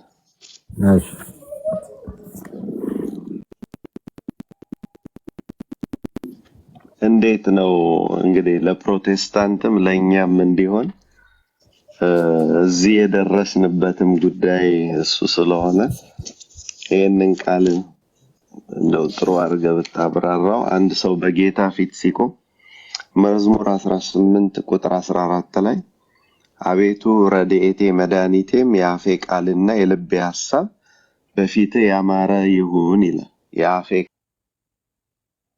ቃል በፊትህ ያማረ ይሁን ይላል። እንዴት ነው አንድ ሰው በጌታ ፊት ቢቆም ወይ በእግዚአብሔር ፊት ቢቆም ከአፉ የሚወጣው ቃልና በልቡ ያለው ሐሳብ ያማረ የሚሆንለት? ይሄዱበት ዲያቆኒ ይሄዱበት። እስቲ እችን ያዝ አድርገው እስቲ ትንሽ ነገር የተወሰነች ደቂቃ 5 ደቂቃ ምናምን ይሄዱበትና እስቲ እንትን እንበል። ማርያም የተጠየቁት ጥቅስ ነው። አኩሳው ጥቅሱን ካነሱት አይቀር እንደው የሆነ ነገር ሊያካፍሉን ይሆናል ብዬ ስላሰብኩኝ እስቲ እግዚአብሔር ደግሞ ቢያስተምረን። እኔ ይህንን መዝሙር ሳነበው የመጀመሪያ እንትን የምለው ነገር አንድ ሰው እግዚአብሔር ፊት መቼም ሳይቆም አይውልምና ሳይቆምም አያድርምና ከፍ ብሎ ቁጥር 12 ላይ ምን ይላል? ከተሰወረ ኃጢአት ስህተትን ማን ያስተውላል ይላል። ሲጀምር ስህተትን ማን ያስተውላል? ከተሰወረ ኃጢአት አንጻኝ፣ የድፍረት ኃጢአት እንዳይገዛኝ ባሪያህን ጠብቅ ይላል። መጀመሪያ አንድ ሰው በጣም ትክክለኛ ሰው የሚባለው ሰውነቱን አምኖ እኔ እኮ ልስት ልወድቅ የምችል ዛሬ የቆምኩ ነገዬን የማላውቅ ደካማ ፍጥረት ነኝ ብሎ ሁል ጊዜ ስህተቱን ማስተዋል አለበት። ስህተቱን ካስተዋለ ወደ ንስሐ ይመራዋል ማለት ነው። ለዛም ነው ልበ አምላክ ዳዊት አይ ቲንክ 2 ሳሙኤል 12 ላይ ከአቤሴሎም እጅ የሚያስጥለን ሰው የለምና እንሽሽ ሲል ሳዶቅና አብያታር ታቦቱን ይዘውለት ሲመጡ ታቦቱን ወደ ማደሪያው መልሱ አለ። ስህተቱን በጣም ስላስተዋለ ታቦቱን ወደ ማደሪያው መልሱ፣ እኔ ወደ እግዚአብሔር ተራራ ወጣለሁ፣ እሱ እንደወደደ ያድርግ፣ ንስሐ ገባለሁ፣ ከወደደኝ ማደሪያውን መልሶ ያሳየኛል፣ አልወድህም ካለኝ ግን እንደወጣው ልቅር፣ እርሱ እግዚአብሔር እንደወደደ ያድርግ አለ። ስህተቱን አስተዋለ። ምክንያቱም የዛን ቀን ለታቦት የሚዘምር አንደበት የለውም፣ የሰው ሚስት ስሞበታል። ታቦት ፊት የሚቆም እግር የለውም፣ ለዝሙት አንስቶታል። ለታቦት የሚያሸበሽብ እጅ የለውም፣ የሰው ሚስት አቅፎበታል። በእጁ ደብዳቤ ጽፎ አስገድሎበታል። በጣም ብዙ ስህተት ሰርቷልና ከወደደኝ ማደሪያውን ያሳየኛል፣ አልወድህም ካለኝ ግን እንደወጣው ልቀር አለና ተከናንቦ ዳዊት እያለቀሰ ወደ ደብረ ዘይት ተራራ ወጣ። ከወጣ በኋላ የቤተ ሳሚ ሰው ሳሚ ሲሰድበው አሽከሮቹ እንግደለው አሉት። ተውት፣ ልኮ የሚያሰድበኝ እግዚአብሔር ነው አለ እና ባዶ እግሩን ተከናንቦ እያለቀሰ ወጣ። ያንን ጥቅስ ይዘህ መዝሙር 117 ላይ ስትመለስ መገሰጽ እግዚአብሔር ገሰጸኝ፣ ለሞት ግን አሳልፎ አልሰጠኝም። የጽድቅን ደጆች ክፈቱልኝ፣ ገብቼ እግዚአብሔርን ላመስግነው አለ። አልገደለውም፣ ንስሐውን ተቀበለው፣ ስተቱን አመነ። የጽድቅን ደጆች ትቶ ሄደውን ታቦት መልሶ አሳየውና ገብቶ ለመዘመር በእግዚአብሔር ስም የሚመጣ ብሩክ ነው፣ አቤቱ እባክህ አድን ብሎ ዘመረ ማለት ነው። ስለዚህ መጀመሪያ ጥሩ ሰው የሚባለው ስህተቱን የሚያስተውል ነው። ሁለተኛ ከተሰወረ ኃጢአት አንጻኝ ይላል። ይሄ አድመኞች፣ ተንኮለኞች፣ ክፉ ሰዎች እኛ ሳናውቅ እነሱ ኃጢአት አስበው መተው አባብለው ኃጢአት ቢያሰሩን ችግር ውስጥ ስለምንገባ ከተሰወረ ኃጢአት አንጻኝ አለ። ምሳሌ 1:10 ላይ ልጄ ሆይ ኃጢአተኛ ቢያባብል እሺ አትበል ተብሎ። ስለዚህ ከተሰወረ ኃጢአት አንጻኝ ማለት ሰዎች አሳስተው ሊያሰሩን የሚችሉ ኃጢአቶች ማለት ነው። ሁለተኛው የድፍረት ኃጢአት እንዳይገዛኝ ባሪያህን ጠብቃል። እንደገና ደግሞ ትምክህት መጥቶ ራሱ ተዳፍሮ እንዳይሰራ፣ ህሊናው እያወቀ ኃጢአት እንዳይሰራ። የዚያን ጊዜ ፍጹም ሆናለሁ፣ ከታላቁ ኃጢአት እነጻለሁ።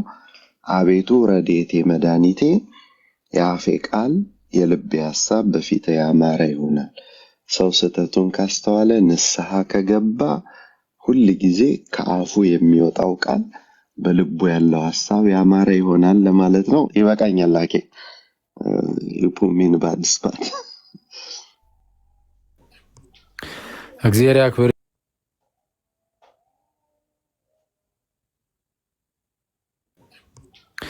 እግዚአብሔር ያክብር። እግዚአብሔር ያክብር። እግዚአብሔር ያክብር። እግዚአብሔር ያክብር እንድንል ነበር፣ ግን እሱን ምክንያት አድርገው ደግሞ አስተምረውናል እና እግዚአብሔር ያክብርልን፣ የህይወት ቃልን ያሰማልን። ደሜ እስቲ በተርታ ስለሆነ አንተስ እስቲ የምትወደውን የመጽሐፍ ቅዱስ ክፍል አንድ ጥቅስ፣ ያው ማብራራት አይጠበቅብህም፣ ቢያንስ ግን የእግዚአብሔርን ቃል ያው በዛው እናንብብ ብለን ነው። ከዛን እዛው አያይዘን ወይ ከላይና ከታች ያለውን የተወሰነ ጥቅስ ምናምን አድርገን እናነባለን። ይሰማል ደሜ? እሺ ዳዊት፣ ዲያቆን ዳዊት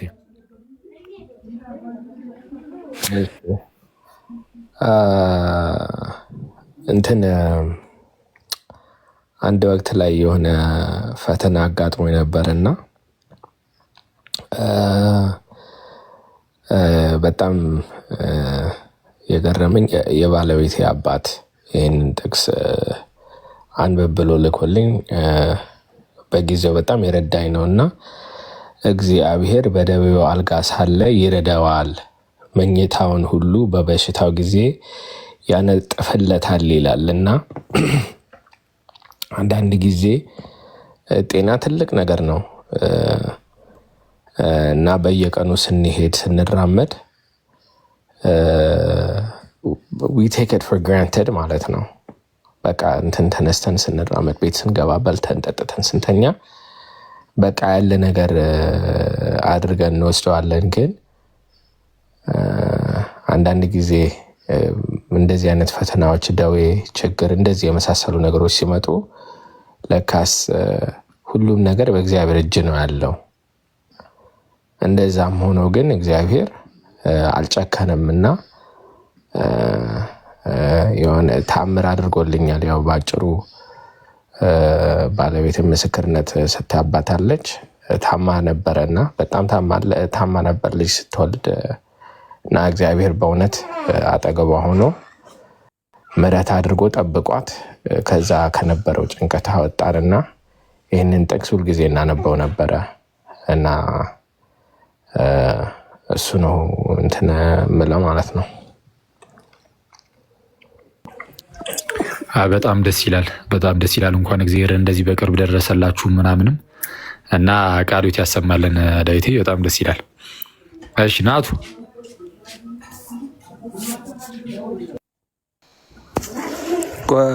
እየገባው ነው። አንዴ መኩ ይቀጥልና ቀጥላለሁ። አንዴ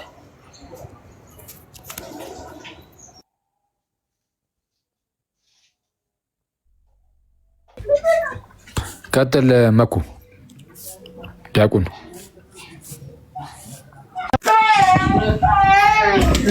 እንዴት ናችሁ? አኬዎስ ሰላም ልበላችሁ። መጀመሪያ ሰላማችሁ ይብዛ። ዲያቆናትስ እንዳሉ 3 ዲያቆን፣ ኧረ በ3 ዲያቆን ተከባል። አኪ 3 ከኔ ጋር 4 ማለት ነው። ማንን ሳቆጥር ቀርተህ ነው? ናቱን ነው ወይስ ራሱን? ትህትና ነው። ራሱን አልቆጠሩ። ኦኬ ራስን ካልቆጠር አይ ከኔ ጋር ሲል እኮ ነው። ሲሶም እኮ ዲያቆን ነው የሙሉ እንጂ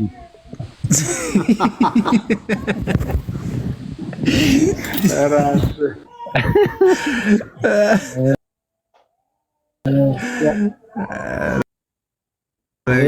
አንተ ሰውዬ ከኔ ራሱ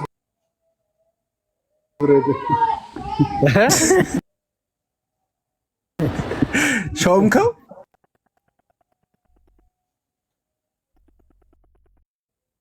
ሰው ነው። እሺ ቀጥይ መኩ። እሺ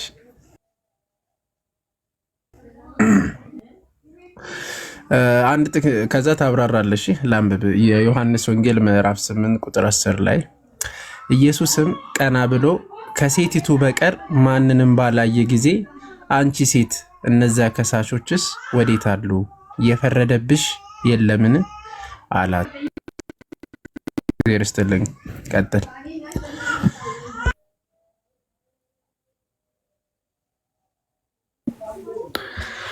እሺ ወንድማችን ምንድነው ወደ እኔ የምታመጣው? ንገረን እንጂ ለምንድነው የምትወደው ይህን የመጽሐፍ ቅዱስ ክፍል? የዛች አደልትረሷ ውመን ታሪክ ነው። ዝሙት የሰራችው ሴት ማለት ነው። በጌታ ፊት አምጥተው ያቀረቧት እና እሱም ደግሞ ለማሰናከል ሙሴ እንዲህ ብሏል አንተስ እንዴት ትላለህ ብለው አጣቂኝ ውስጥ ለመክተት ማለት ነው። ማለት ዝሙት ስትሰራ አግኝተዋት ይዟት መጡና ጌታችን ፊት ማለት ነው። ያችን ሴት እቺ ዝሙት ስትሰራ ተገኝታለች፣ ያው እንደ ሙሴ ከሆነ በድንጋይ ተወግራ ትሙት ነው የሚለው። ስለዛ ምን ትላለህ አይነት ነገር ማለት ነው። እና ሊፈትኑት ነው እንደዚህ ያሉት።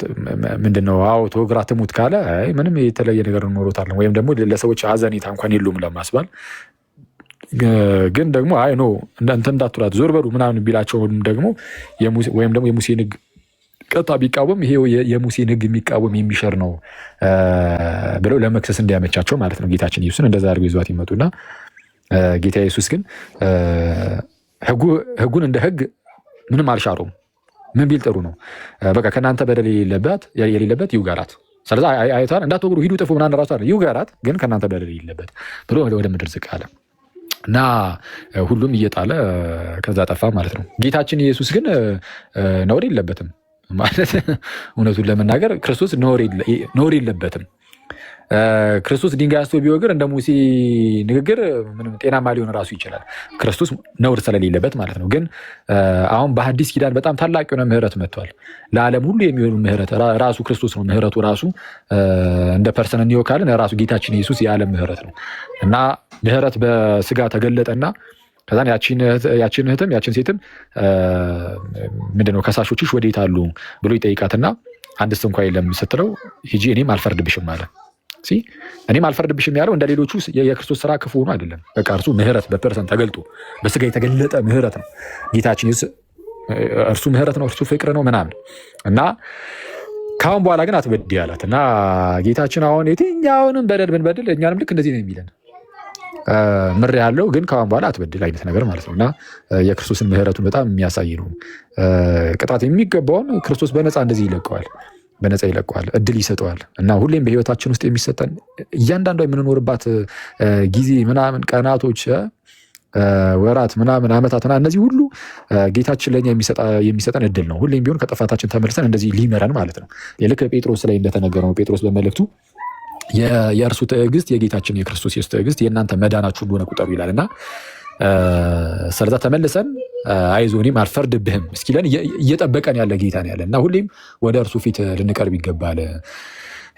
የሆነ የምንሰራቸው ኃጢአቶች ምናምን ነገር ጭራሹኑ እያደፋፈሩን ከክርስቶስ የሚያርቁን ሳይሆን ልክ ያችን ሴት እነዛ ሰዎች ገፋፍተው ይዘው የመጣት ጌታችን ጋር የምንሰራቸው ኃጢአቶች ይልቁንም ደግሞ ወደ ክርስቶስ እንድንሄድ የሚያደርጉን ተጸይፈናቸው ወደ ክርስቶስ የሚገፉ ሊሆኑ ይገባል። ማለት ኃጢአት በራሱ ወደ ክርስቶስ የሚመራ አይደለም፣ ግን ውስጣችን መንፈስ ቅዱስ ስላለ መንፈስ ቅዱስ ደግሞ የሚወቀስ ስለሆነ ምንድነው በዛ በኃጢአት ምናምን የሚወቀስ ነው መንፈስ ቅዱስ። በውስጣችን ያለው መንፈስ ቅዱስ ኃጢአትን ስትሰሩ እንደው ምነው ባልተሰራሁት ምናምን እያላችሁ የምትቆጩት ምናምን ነገር ውስጣችን ባለው መንፈስ ቅዱስ ነው። እና እሱ ስለሚወቅሰን እነዛ ኃጢአቶች ጭራሹኑ ወደናቸው አፍቀርናቸው በዛው አስምጠውን የሚያስቀሩ ሳይሆን እየተጸየፍናቸው ወደ ክርስቶስ የምንቀርብባቸው ነው እንደሆነ ያለበት ርቀን ማለት ነው። ከእነሱ በመራቅ ወደ ክርስቶስ ልንመጣ ይገባል። እና ክርስቶስም ደግሞ እኔም አልፈርድባችሁም ሊለን ይገባል። እናንተ ሰዎች እነዛ ኃጢአቱ ራሱ የኃጢአት ደሞዙ ሞት ነው ስለሚል በኃጢአት ተከበን ባለንበት ጊዜ ሞት በላያችን ላይ ሰልጥኖ ወደ ዘላለም ሞት ልንሄድ እንችላለን።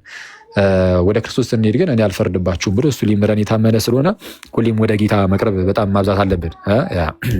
እና ቴንኪው መኩ አንተ አብራረው ምናምን ደግሞ የሚባል የለም። ቃሎት ያሰማል።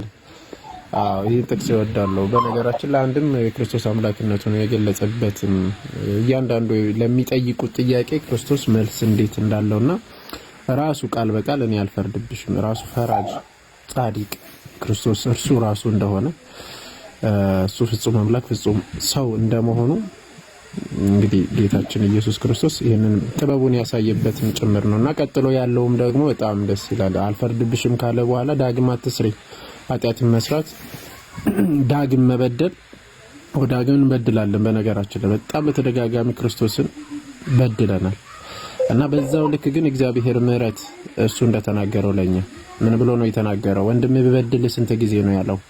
ልክ በዛ ልክ ክርስቶስ ምሕረት እንደሚሰጠን ግን ሁሉ ጊዜ ወደ ጌታ መቅረብን ከሁሉም መምረጥ እንዳለብን ልክ እንደ ቅዱስ ዳዊት ማለት ነው። በማን እጅ ብትወድቅ ይሻላል የተባለው በረሃብ ወይስ በጦርነት ወይስ በእግዚአብሔር እጅ መውደቅ ይሻላልና ሁሌም ወደ እግዚአብሔር መመለሱ ነው። ሰው ጌታም ቀጥሎ ደግሞ ኢየሱስ እኔ የዓለም ብርሃን ነኝ የሚከተለኝ የሕይወት ብርሃን ይሆንለታል እንጂ በጨለማ አይመላለስም ብሎ ነገራቸው። ስለዚህ በክርስቶስ ያለ ነው በብርሃን ልንመላለስ ግድ ይለናል ማለት ነው። ክርስቶስ መስለን መኖር ስላለብን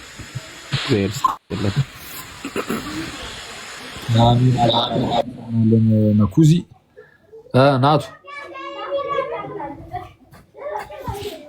ይሰማል። እንዴት ናችሁ አባ? እንዴት ነሽ? አለን ይመስገን አምላክ አለው አለው። ይሰማል። እሺ ሲስ እሺ ቃሪት ያሰማልን። የምትወደው ጥቅስ ነው? የምትወደውን የእግዚአብሔር ቃል ሁሉንም ነው የምወደው እኮ ብያወቅ። ኧረ በእናትህ እሺ በጣም ማይ ፌቨራይት በጣም ደስ የሚል ያው ሁሉም ደስ ይላል እና ለሁላችሁ መጀመሪያ ቃላት ያሰማልን። ኤፌሶን ላይ ያለው በጣም ደስ የሚለኝ ኤፌሶን 2 ላይ ያለ ኃይለ ቃል አለ ላንብላችሁ። ምንድነው የሚለው? ቁጥር 3 ላይ በእነዚህም ልጆች በጣም መወደው 5 ላይ ያለውን ነው። ከላይ ግን በእነዚህም ልጆች መካከል እኛ ሁላችን ደግሞ የስጋችንና የልቦናችን ፈቃድ እያደረግን በስጋችን ምኞት በፊት እንኖር ነበር አለ። ከዛ በኋላ እንደ ሌሎቹም ደግሞ ከፍጥረታችን የቁጣ ልጆች ነበርን ካለ በኋላ ነገር ግን እግዚአብሔር በምሕረቱ ባለጠጋ ስለሆነ ከወደደን ከትልቅ ፍቅሩ የተነሳ በበደላችን ሙታን እንኳን በሆንን ጊዜ ከክርስቶስ ጋር ሕይወትን ሰጠን፣ በጸጋ ድናችኋል የሚለውን በጣም የምወደው ኃይለ ቃል ነው። አኪዋ አንዴ ድገምልን። አንዴ ይቅርታ ማታብራራው ከሆነ ድገሙ ጥቅሱን። ኦኬ ምንም ይሄ ግልጽ ነው። ምንድን ነው ልክ ቲቶ 3 ላይ እንዳለው አስቀድመን ምን ነበረን? ሁላችንም ክርስቶስ ከመምጣቱ በፊት አስቀድመን ሁላችንም ምን ነበረን? የማናስተውል ነበረን። ለዛ ነው ቲቶ 3 ላይ እኛ ደግሞ አስቀድመን ማናስተውል ነበረን፣ ማንታዘዝ ነበረን፣ ከዛ ደግሞ ምንስት ነበረን፣ ከዛ ለምኞትና ለልዩ ልዩ ተድላ እንደ ባሪያዎች እንገዛ ነበረን፣ በክፋት በምቀኝነት ምንኖር ነበረን። እንዲህ ይሄ በዚህ በደል ውስጥ ሆነን ምን ነበረን? ሙታን ነበረን ማለት ነው። ህይወት የለንም ነበረ፣ ህይወት አልባ ነበረን። ስለዚህ በበደላችሁ ምን ነበረን አለ? ሙታን ነበረን። ግን በበደላችን ሙታን እንኳን ሆነን እያለ እንደው ከኛ እንደው ጥሩ ነገር ተገኝቶ ሳይሆን በበደላችን ሙታን እንኳን ሆነን ሳለ እሱ ግን ከወደደን፣ እኛ ስለወደድነው ሳይሆን እሱ ከወደደን ከትልቅ ፍቅሩ የተነሳ ትልቁ ፍቅሩ ይኸው በልጁ ተገለጠ ማለት ነው። ከወደደን ከትልቅ ፍቅሩ የተነሳ ግን በበደላችን በዚህ በምንመላለስበት ህይወት ሙታን እንኳን ሆነን ሳለን ከክርስቶስ ጋር ምን ሰጥቶናል? ህይወትን ሰጥቶናል። ልጁን አሳልፎ ሰጥቶናል። ለእኛ ቤዛ ሆኖልናል፣ እኛን አድኖልናል። እና እንደውም ለጻድቅ ሰው የሚሞት እንደው በጭንቅ አንድ እንኳን ቢገኝ ለሀጥ ግን የሚሞት እንደው ማንም አይገኝም ተብሎ ተጽፏል። እና እንደው ጻድቅ ሰው እንኳን ቢኖር ዓለም ላይ ለዛ ሰው ሙት እንኳን ተብሎ እንደው አንድ ሰው እንኳን ሊገኝ ይችላል። እሱንም ሬር ነው። ግን እንደው ለዛ ጥሩ ሰው ነው፣ ጻድቅ ሰው ነው፣ ለሱ ሰው ልሙት የሚል አንድ ሰው እንኳን ሊገኝ ይችላል። ግን ለሀጥ ግን የሚሞት ማንም የለም።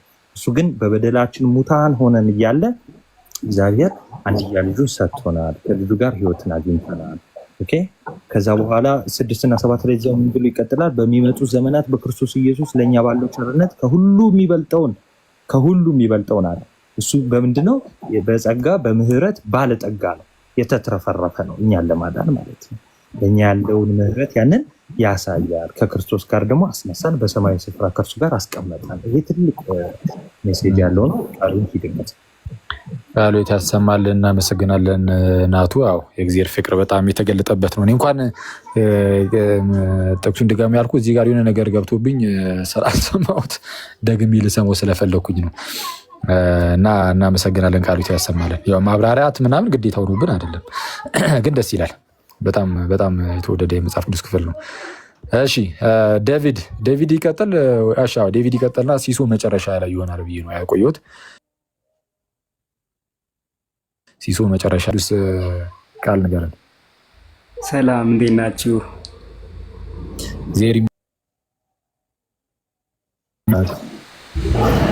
እሺ እኔ እንኳን ያው ሁሉም አስፈላጊ ነው፣ ሁሉንም እወዳለሁ የመጽሐፍ ግን እስኪ በጣም አብዝቶ ያስፈልገናል ብዬ ያሰብኩትን ሀኪ ለአንተ ልንገርህና ታብራራዋለህ። አቤቱ ንጹሕ ልብ ፍጠርልን የሚለውን የቅዱስ ዳዊት የተናገረውን እሱን ብታብራራልን ሀኪ። ምን የሚለውን? አቤቱ ንጹሕ ልብ ፍጠርልኝ የሚለውን የቅዱስ ዳዊት። እሺ ማብራራት ሳይሆን እሺ ዝም ብዬ ላንብብል። እጅ ላይ መጽሐፍ ቅዱሱ ካለ እንትን አጠገብ ከሌለ ያው ደስ የሚል የንስሐ ክፍል ነው። መዝሙር 50 ነው ወይስ ሌላ ክፍል ነው መሰለኝ? እሱም እዛ መሰለኝ። ያው በእግዚአብሔርና በእኛ መካከል ፍጠርልኝ የሚለው እሺ መዝሙር መዝሙር 50 ይሄ በኖርማል በስልካችሁ ምናምን እኮ ነው የምትጠቀሙት። መዝሙር 51 ላይ ማለት ነው። አቤቱ እንደ ቸርነትህ መጠን ማረኝ፣ እንደ ምሕረትህም ብዛት መተላለፌን ደምስስ። ከበደሌ ፈጽሞ እጠበኝ፣ ከኃጢአቴም አንጻኝ። እኔ መተላለፌን አውቃለሁና ኃጢአቴም ሁልጊዜ በፊቴ ነውና። አንተን ብቻ በደልኩ፣ በፊትህም ክፋትን አደረግኩ።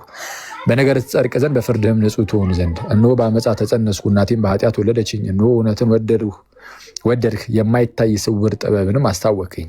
በሂሶጵ እርጨኝ እነጻማለሁ፣ እጠበኝ፣ ከበረዶም ይልቅ ነጭ እሆናለሁ። ሐሴትና ደስታን አሰማኝ፣ የሰበርካቸው አጥንቶችም ደስ ይላቸዋል። ከኃጢአቴ ፊትህን መልስ፣ በደሌንም ሁሉ ደምስልኝ። አቤቱ ንጹሕ ልብን ፍጠርልኝ፣ የቀናውንም መንፈስ በውስጤ አድስ። ከፊትህ አትጣለኝ፣ ቅዱስ መንፈስህንም ከእኔ ላይ አትውሰድብኝ ብሎ ይናገራል እያለ ይቀጥላል። ኦፍኮርስ ስለዛ ከምንድነው አቤቱ ንጹሕ ልብን ፍጠርልኝ፣ የቀናውንም መንፈስ በውስጤ አድስ። ንጹሕ ልብን ፍጠርልኝ ማለት አዲስ የሆነ ልብ አምጣና የሆነ አስገባልኝ ሳይሆን ልብ ኦልሬዲ በቃ ልብ ይኖርና ግን ቅዱስ አትናቴዎስም እንደሚናገረው ምሳሌ ምዕራፍ 8 ቁጥር 22 ላይ ጥበብ ፈጠረኝ ብላ የተናገረችበትን ክፍል ይዞ እና አሪዮስ ወልድ ፍጡር ነው ብሎ ያስተምሩ ስለነበረ እሱን በሚያብራራበት ክፍል ላይ ይህንን ማንሶት ነበር እና አቤቱ ንጹሕ ልብን ፍጠርልኝ ይላል። ለምሳሌ ዳዊት አቤቱ ንጹሕ ልብን ፍጠርልኝ ማለት አዲስ ልብ የሆነ ህልውና አስቀድሞ የሌለው ልብን አምጣ ሳይሆን አዲስ የሆነ ነገር ግን በልብ ላይ ይመጣል ነው። ጌታችን ኢየሱስ በዘላለም ውስጥ ያለ ነው፣ ግን የሆነ ሰዓት ላይ ግን ስጋ ሆኖ መጥቷል። ቃልም ስጋ ሆነ ተብሎ ስለተነገረ ማለት ነው። ስለ ቃል ሲነገር ቃል ሆነ ሳይሆን ቃል ነበረ ነው። ከዛ ለስጋ ሲሆን ግን ቃልም ስጋ ነበረ ሳይሆን ቃል ስጋ ግን ሆነ። ነበረና ሆነ ምና ልዩነት ከዚህ በፊት እንዳወራ ነው ማለት። ለማንኛውም ግን አስቀድሞ የነበረውን ያንን ልብ ምንድነው አዲስ ልብን ፍጠርልኝ ማለት ይህንን ልብ አወጣው ሳይሆን ያንን ልብ አድሰው እንደማለት ነው። ያንን ልብ አድሰው የቀናውንም መንፈስ በውስጤ አድስ የሚለው ቀጣይ ለዛ ነው እና አድሰኝ ነው። አድሰኝ የሆነ ምንድነው ተሐድሶ ያስፈልጋል አይደለ? በክርስትና ውስጥ ተሐድሶ የሚያስፈልገው ለሃይማኖት አይደለም። እንደምታውቁት ተሐድሶ የሚያስፈልገው እግዚአብሔር አንድ ጊዜ የሰጠንና ሃይማኖት እስቲ እናድሰው። ለምሳሌ ጥምቀት ለድህነት ነው ብሎ የሰጠንና አስተምሮ እንደው እችቶ ምናምን ብለን ከኛ አንጻር መዘነ ነው ማደስ አንችልም። ስለዛ በክርስትና ውስጥ የሚታደሰው ህይወታችን ነው አይደል? እንደዛ ነው እና ጳውሎስም በተደጋጋሚ ታደሱ ይላል እና ልክ እንደዚህ የመታደስ ነገር ውስጣችን ሲያረጅ በመንፈስ ህይወታችን ስንዝል ስንደክም ምናምን ምን ያስፈልገናል? ድጋሚ ማንሰራራት፣ ድጋሚ መታደስ፣ ወደ ክርስቶስ መቅረብ። ሰው ድጋሚ የሚታደሰው ወደ ክርስቶስ በመቅረብ ነው። የታመመ ሰው በመድኃኒት እንደሚፈወስ ክርስቲያንም ልክ ሲታመም በኃጢአት ቁስል ሲመታ ምናምን ነገር ቶሎ በንስሐና በቅዱስ ቁርባን ሕክምና እያገኘ ጥሩ ሐኪም ቤት አለ። ሐኪም ቤቱ ቤተክርስቲያናት ወደ ክርስቲያን ይሄዳል። ከዛ በኋላ እዛ ደግሞ አደገኛ ዶክተሮች አሉ፣ ካህናቱ ምናምን። ከዛ በኋላ የሚገርም መድኃኒት በካህናቱ በኩል ክርስቶስ፣ እውነቱን ለመናገር በካህናቱ በኩል ደግሞ እውነተኛው ሐኪም ጌታችንና መድኃኒታችን ኢየሱስ ነው። እርሱ የካህናት አለቃቸው ነው። በካህናቱ በኩል የሚሰራው ክርስቶስ ኢየሱስ እንደሆነ ነው የምናምነው። እውነተኛ ሐኪም አለ። ከዛ ደግሞ እውነተኛ መድኃኒት ደግሞ ይሰጣቸዋል እዛው ሐኪም ቤት ውስጥ ቤተክርስቲያን ውስጥ። ያ መድኃኒት የጌታችን የክርስቶስ ኢየሱስ ስጋና ደም ነው። የጌታችን ክርስቶስ ስጋና ደም እውነተኛ የሆነ ፈውስ መድኃኒት ነው። ከዛ በሱ እየዳንን እየተፈወስን ቀስ በቀስ እያደግን እየጠነከርን ምናምን እየታደስን እንሄዳለን እና በሐዲስ ኪዳን ውስጣችን የሚታደሰው እንደዚህ ነው እና ጥሩ የመታደስ አይነት የንስሐ አይነት የመጽሐፍ ቅዱስ ክፍል ነው። ሲሶ ከባድ ሰው እስቲ ቀጥል። እንዲህ ዋናውን ሰውዬ እናሳርግበት። ወዴት መሸሽ ነው? አንተስ የኔን ዲያቆን ሲሶ የኔን በቃ እንደዚህ ላደርግ ዛሬ እንደዚህ ላደርግ በቃ ቪዲዮ ልስራና ማለት ነው ዲያቆን የምር እንደው ቪዲዮ ልሰራ አስቤ ነበረ።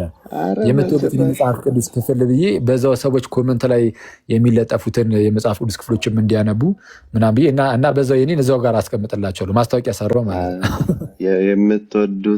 የምትወደውን ስራበት፣ ግን መንፈሳዊ ሕይወትን የምታሳድግበትን ጥቅስ ተናገር እስቲ። እሺ በቃ እናገራለሁ። ሲሶ እሺ ቀጥል።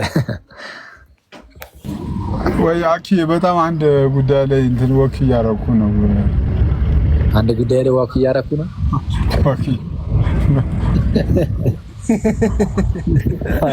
አረ ምንድን ነው የሚሻለው? እንደ በጠዋት ወይ አንድ ጉዳይ ላይ ወክ እያረኩ ነው። ማለት ጉዳዮችን እንዳለ ጨረስካቸው? ወክ እያረክባቸው ሂድበት። አሁን ተናገር። የምትወደውን የእግዚአብሔር ቃል መዝሙር 23 በጣም ነው የምወደው። የእረኛዬ ነው የሚለው ነው። እግዚአብሔር እረኛዬ ነው።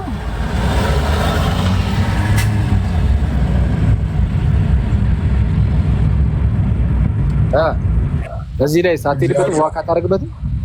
እግዚአብሔር እረኛዬ ነው የሚያሳጣኝም የለም። የእግዚአብሔር እረኝነት ይህን ሁሉ ዓመታት እዚህ የደረስኩበት ያው የእግዚአብሔር መልካምነት የእግዚአብሔር ቸርነት ነው ብዬ ነው ማስበውም ብቻ አይደለም ማምነውም ነው። ያለ ኑሮዬ፣ ለቤቴ፣ ለትዳሬ፣ ለልጆቼ ሁሉ ጊዜ የምናገረው በእግዚአብሔር እረኝነት እንድንኖር፣ በእግዚአብሔር ላይ ብቻ ዲፔንድ እንድናደርግ። ሰው በሙሉ ተሰባሪ ነው። ከምንም ይልቅ መደገፍም መመርኮዝም ያለንበት እግዚአብሔር ላይ እንደሆነ ማምንበት በጣም መወደው ክፍል ነው። አኬ በጣም ስራ ላይ ስለሆንኩ እንጂ በጣም ማወራበት ነገር ነው። እናመሰግናለን ሲሶ። ያንስ የመጽሐፍ ቅዱስ ነው በጣም ቆይ። አሁን ሲስ ፕሮቴስታንት ስለሆነ እናወዛግቡ በግዕዝ ሊድበት ቆይ መዝሙር ላንብበው እስቲ ደግሞ ራሴን ላዋርድ እስቲ መዝሙረ ዳዊት ምዕራፍ 23 ግዕዝ ትላለህ።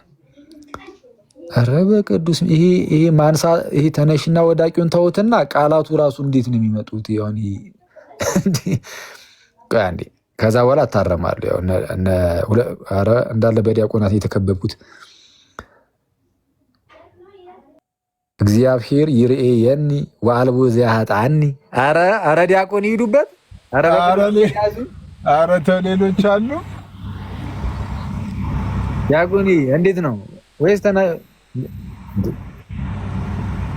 ዳዊት የደገመ ዲያቆን የለም እንደዚህ ዝማሩ ቤት ሼም እያለቀሱ ነው መሰለኝ ስልካቸውን ቁጭ አድርገው።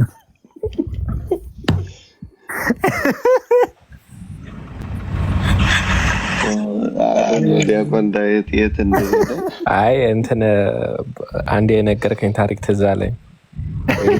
ተነሽ ነው ተጣይ ነው ተባለና አይ መሀል ላይ ነው አለ። አልተጣለምም አልተነሳም ወይ ጣለ ወይ አንተው ብዙም አይጣልም ብዙም አይነሳም ማለት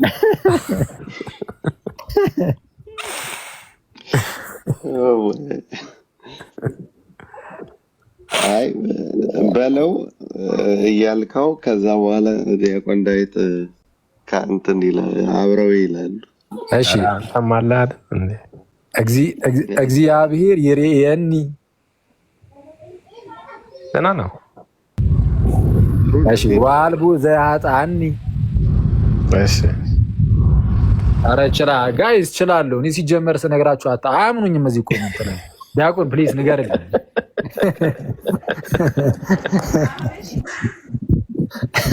እሺ እኔ ግን ማየት የፈለኩት መጽሐፉን ነው። ቺት ኮድ አለው እንዴ? ኧረ ወፍንትን ይሄ ከአፕሊኬሽን ላይ እኮ ነው። ምንም ነገር ነው። እሺ ባለ ቺት ኮዱ መስሎኝ። አይ ምንም ነገር የለውም። ኧረ በጣም አደገኛ ሲሆን እኔ ሲጀመር ይገለጥልኛል አልፎ አልፎ በዲያቆን አስከበት ድገመው እስቲ እግዚአብሔር ትክክል እንደሆንኩ ሲነገረኝ ድገመው ማለት ጀመርክ። ልታጠና ነው? ዳዊት ይርኤየኒ ነው ወይስ ይርኤየኒ ነው? ድገመው እንዳትደግም ቀጥል ወደሚቀጥለው ይርኤየኒ ና ይርኤየኒ ቀጥለው አንሳው እንዴ አንሳው ይለኛል። ከየት ላንሳው አባ? ከዚህ በላይ የላ ደረሰው። አንተ ሰማይ ካልደረሰ ደስ አይልም። ከፍ ሲል ሲጀመር ከድሮ ማቃ ያለው ቱ የለም እኮ እያስባልኩት ያሉት እኔ ከፍ ሳረጉ በጣም ነው ከፍ ማረግ።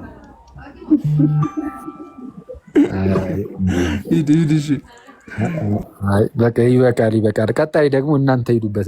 እስቲ መኩ እኔ ባይዚ እኔ እንጃ እንጂ ቶ ምንም መቼስ ዲያቆን ምንም አይደለም። ዳይ ደግሞ መኩ አዎ በተዋፍተና ኦፍ ኮርስ ግን ሙሉ አይደለም።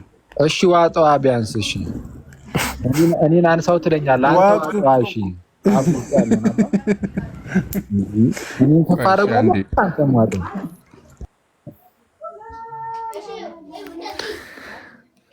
ወይ ተአምር። ዴቪድ ዲያቆን ነህ እንዴ? ፍት ለግዕዝ እያሉ ነው ከታች ሰልፍ እንዳይወጡብኝ ወይ ታስደፍር። ጨርሰው ጥሩ ነው የያዝከው። የዋዴ ነው ምናልባት ቢት ሊያረግ የሚችለው እሱን ዛሬ ቢት ማድረግ አለብን። አረ በስመ አብ የዋዴ ትንሽ ሊከብደኝ ይችላል፣ ግን ዘርሯሉ። ዲያቆን ይምጣ ከፈለገ። ሌሎቹ እኮ ማንም የሚያውቁት ታሪክ እኮ የለም። ዲያቆን የምር እኔ እንደዚህ ደፍሬ ራሱ የሚሄድበት እፎ ይቅር በለኝ። አረ በቅዱስ ሚካኤል እፎዬ ኧረ እፎይ ምን አለ በመጣ የእፎይ እኮ ድንቅ ነው እኮ። የእፎይ ትንሽ ይከብዳል። ወይኔ አስበላው ራሴን። እፎይ ይቅር በለኝ መባል ተጀመረ። ሲያቀብጠኝ ሙድ ይዤበት ባለፈው። እሺ ኤንዌይስ እኔ በቃ ልመለስ ምናምን ፍቀዱልኝ። ዲያቆናትም ወንድሞችም በዚህ እንግባ። ሰላም ዋሉልኝ። እሺ እግዚአብሔር ያክብርልን። በጣም ቃለ ሕይወት ያሰማል። አሜን። ዲያቆን እሺ ቆይ ከመውረዱ በፊት አንድ ዝማሬ እያሉ ነው። አኬ ሁሉም ይሰድበኛል። እንዴ እሳቸው ደግሞ ምንድነው አሜሪካን ሀገር መጡ ተባለ እንዴ? ዲያቆን ያ ምን የዘንድሮ ነገር አያልቅም። እዛ ኢንቨስት እየተደረገ ነው አሉ። እኔ እኮ ወዲያውኑ እንዴ አባብዬ እኔ ሁሌ እርሱን መዝሙር ነው የምዘምረው ቢያንስ ከዶላር አካፍኝ እያልኩ እኮ ነው።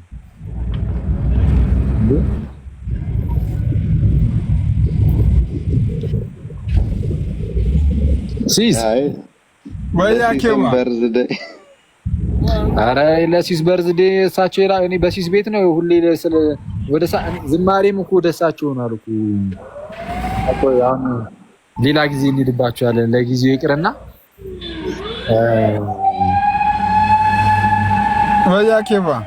ሲስ በቃ ሶሪ ብያለሁ። የቅድሙን እንትን ፕሮቴስታንቶች ምናምን ሲኖሩ ይሻላል እንደዚህ ብቻችሁን ሲሆን ከሚሆን ምናምን ያልከኝን ረስቼው ዝም ብዬ ቅድም ሄጄበት ነበረ። ተዚህ ሲል እንትን ያልኩት ሶሪ ብያለሁ።